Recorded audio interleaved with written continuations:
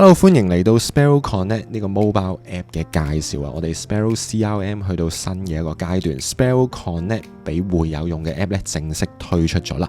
呢條片咧就會同大家介紹重點嘅功能，大家可以先去 App Store 下載 ，search Sparrow Connect 就可以 download 噶啦。無論係 App Store 啦，定係 Play Store 都可以下載。下載之後咧，經過教會你嘅帳號認證咧，就會嚟到呢個畫面，知道你係邊個。你都可以選擇語言，然後登入，咁會跟翻你個機啦 ，Face ID 定係一啲人面辨識啊、密碼等等。入到嚟呢，我哋主要有6大嘅功能嘅。先同大家講下啦，登入咗會見到你嘅名，亦都會見到你教會嘅 icon。然後我哋睇下我嘅成員資料先，你就會見到成員資料裏邊呢，有你嘅個人資料啦，有你嘅出席統計啦，甚至一啲過往嘅奉獻活動記錄等等嘅。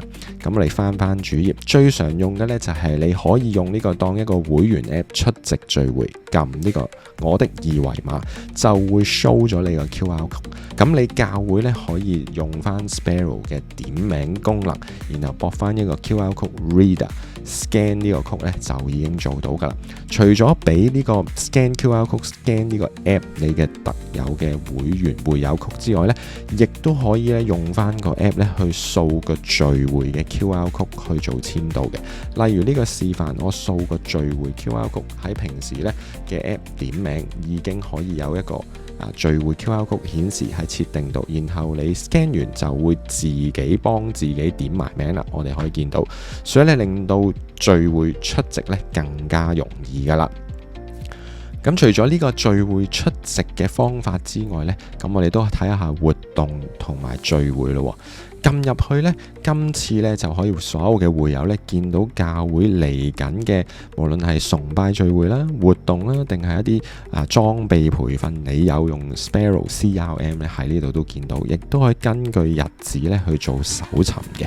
OK， 所以我哋睇到嚟緊嘅聚會，每個星期 weekend 都會有噶啦，亦都可以睇分類，例如我就培訓嘅時候就會見到嚟緊有冇一啲課程啊、裝備呢可以去上噶啦。咁去到裝備活動呢，其實再可以撳入去裏邊睇 details 添嘅。你會見到呢個4福音測試 demo 啦，有幾多堂數嘅日子都會見到，然後你可以直接呢喺度做報名，令到呢件事係簡單好多。咁呢度啲課程資料呢，就可以喺 Sparrow CRM 裏面做設定啦。作為一個會友，我可以最簡單個人報名註冊，咁就會預覽。如果係免費同埋係用你自己 account 呢，係最簡單，直接確認呢就已經報到名噶啦。完成之後呢，睇翻呢就會見到我的註冊。咁我哋希望呢個 app 呢，除咗俾會友用，會友都可以幫身邊嘅朋友啦、你嘅親友咧做報名，所以有個來賓註冊嘅，喺呢個活動或者裝備撳來賓註冊，就有填寫來賓資料嘅功能。你填咗佢嘅一啲個人資料啦，做咗報名咧就會入到系統，令到行政咧容易啲處理。咁我哋而家都做個示範喎。我哋填咗啲來賓嘅基本資料咧，就可以幫我哋嘅朋友做報名啦。好啦，報名預覽咧就會睇一睇佢嘅名啦，你報咗嘅資料啦，免費。如果需要收費咧，呢度就會有收費嘅功能。一陣喺奉獻會再講啦。咁我確認註冊嘅時候呢，好，成功為你嘅朋友註冊啦。註冊完成之後呢，我哋就會見到自己嘅註冊同埋來賓你嘅朋友嘅註冊。下邊有3個功能，你可以睇詳細嘅註冊資料啦，或者去分享呢個 QR code 啦，或者撳呢個 QR code 出嚟。如果你撳分享嘅話呢，就可以 save 低呢一張嘅 QR code 出席。咁我哋就會見到呢個有埋你教會 logo 同埋佢嘅 e-ticket 分享，就令到朋友揸住張飛呢就可以出席呢個活動或者裝備咯。我哋睇下另外一個常用嘅功能就係場地啦。場地預約我諗係好多教會啦、小組啦，甚至一啲可能敬拜隊等等呢都會用到啦。咁入到嚟呢，會見到有冇一啲我嘅場地 booking 啊，定係揀翻未來嘅一啲日子已經有用嘅 booking 啊。咁暫時都未有呢，我哋先做一個註冊啦。註冊好簡單，喺右上方我加一個新嘅預訂，然後選擇日期同埋你要 book 嘅房間，例如呢個201，咁就選擇你 booking 嘅時間。OK， 係有咩嘢用途？